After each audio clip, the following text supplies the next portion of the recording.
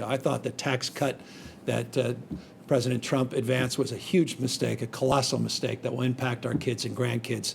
You saw that demonstrably so in one of the most robust economic expansion periods in American history, one the president clearly inherited from the previous administration, that we were running historic deficits. That was only possible because, well, it was aided certainly by that historic tax cut where many companies and individuals weren't even asking for it. I thought that was a mistake, and I'm looking forward to a Biden administration to right that wrong and fix that.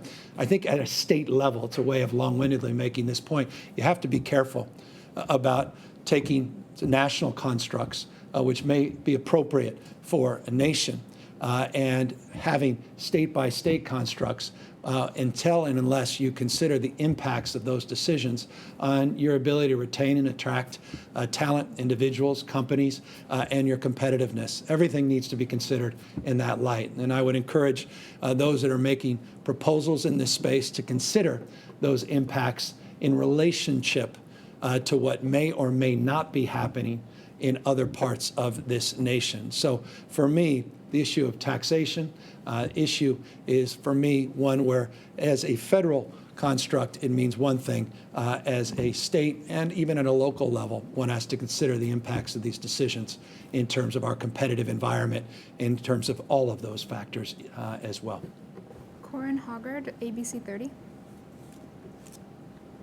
Good afternoon, Governor. We have a fairly sizable private religious school here in Fresno County that opened for in-person instruction yesterday, then got a public health officer order to close, and yet they opened again today despite that order. So can you talk to us about the consequences for that, both from the public health perspective and also the legal perspective?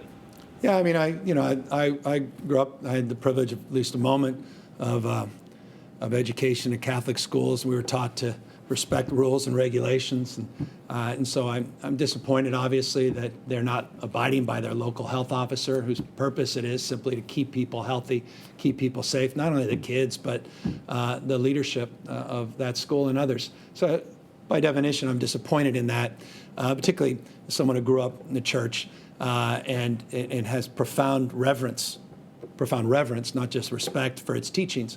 And maybe this, for me, not maybe, this provides a bit of a disconnect in that respect, because I think we operate from a communitarian perspective, at least in terms of the religious teachings that I was afforded. And I think as it relates to this pandemic and how easily transmitted this disease is, and how impacted this state and our economy and our nation and the world has been, that we'd all do well to abide by our local health officers. And so the system we set up was designed exactly as it's now operating. The local health officer doing the right thing to the extent that this school, unfortunately, is choosing not to model good behavior in doing the right thing. And to the extent that the county will be involved, and to the extent the state needs to be involved, we'll consider that. So look, I'm not, what happens in these instances, the governor sort of points something out and people, react and everybody flexes their muscles. I'm not trying to flex any muscle here. All I am is trying to encourage people to stay safe, stay healthy, because my absolute goal is one I think the leaders of the school share, and that's to keep our kids safe, to keep them educated. Our default remains in-person education for all of the reasons that we've stated, and all the reasons I know that the leadership of that school believes in. But we can do that by moving quickly to eradicate and mitigate the spread of this disease, get the treatments, and ultimately get to a vaccine. The sooner we do that, as soon as we model good behavior and don't send mixed messages, then the sooner all of us go back to school and we all achieve our respected goals. And so that's my hope and expectation, and I say that with deep love and deep reverence for the teachings of that school. Final question, Margaret Carrero, KNX. Yes, Governor, thank you so much for taking questions. I'm hoping you could speak to a little bit about California becoming the first state with 600,000 confirmed cases of COVID, and speak a little bit more to the specifics of today's executive order, if you could. Yeah, I think the 6.2% positivity rate is a very encouraging sign. I think it's interesting. California, while we may have gotten a slower start than we otherwise wanted, it's a stubborn start as it relates to testing.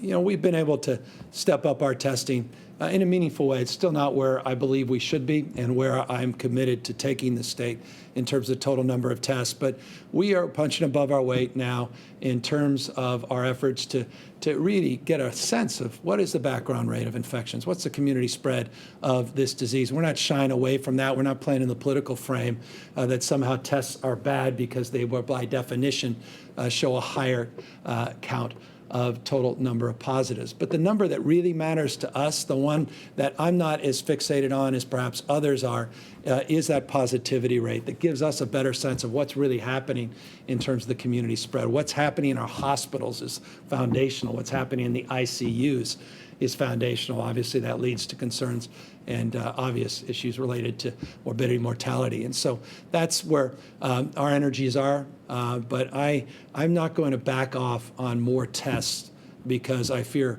a question like yours or concern about total number of cases. You have a responsibility. This nation, I think, deserves to have a better sense to know how prevalent is this disease. And I can assure you it's a exponentially, well, maybe not exponentially, it's significantly, I would argue, more prevalent than those numbers, even in California, suggest. And it's simply because we haven't put the testing protocols in place and we haven't scaled our testing capacity as the most innovative nation on the planet. And so that includes California. We've got work to do. We've got this X Prize we put out. We got this new testing task force that's been instructed to be more creative in terms of new testing strategies, new in-home testing strategies, non-PCR testing strategies.